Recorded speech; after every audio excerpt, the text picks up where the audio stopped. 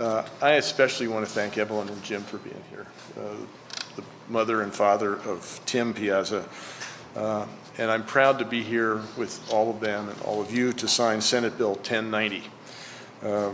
And it's better known as the Timothy Piazza Anti Hazing Law. This law is going to strengthen penalties for hazing. It's going to require schools to have prevention efforts in place to keep students safe.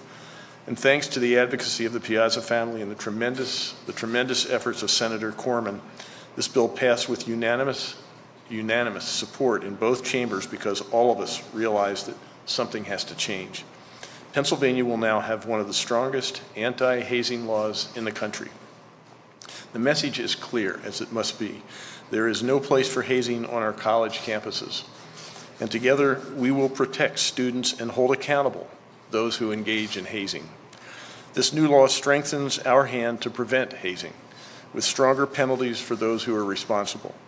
And it will ensure that our schools have safeguards in place to stop hazing, and that students will have the information they need to help make decisions about which organizations to join. In rewriting the state's hazing law, this bill creates 4 new offenses: hazing, aggravated hazing, organizational hazing, and institutional hazing. With this bill, it is a crime to force a student or minor to consume food, alcohol, or drugs, or subject them to physical or mental harm that is all too common on college campuses. If a student suffers injury or death, the aggressor could be charged with aggravated hazing, a new felony offense that could result in jail time. Additionally, the Timothy J. Piazza Anti-Hazing Law holds organizations accountable for promoting hazing with strong penalties that could include the loss of their fraternity or sorority privileges.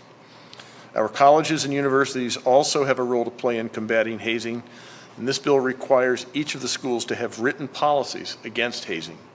And beginning next school year, each institution must post information online about reports of hazing on campus to improve transparency for students and parents to help them make informed decisions about which institutions they want to attend.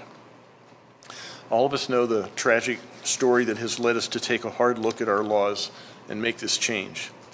Evelyn and Jim Piazza have lived through something that no parent should ever have to endure.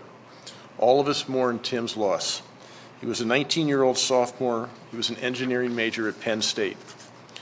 We mourn the loss of a bright and beloved son who had his whole future ahead of him. A young man like thousands of other young men and women going to school right now on college campuses across our Commonwealth. That was Tim. While we can never fix what Evelyn and Jim have gone through, this bill will help us prevent horrible situations like this from happening to more families in Pennsylvania. And it will hold those who engage in hazing and the organizations that promote it accountable for their actions. On behalf of all Pennsylvanians, particularly other parents whose children are in college, I commend the Piazza family for your efforts to make sure that no other family anywhere in Pennsylvania goes through what you have had to go through. This change is long overdue, and I want to thank Senator Jake Corman for his dedication to getting this bill passed through the legislature and to my desk. It's because of your efforts, Senator Corman, as well as the Piazza family, and the memory of Tim, that this bill will now become law today, and I am proud to sign it.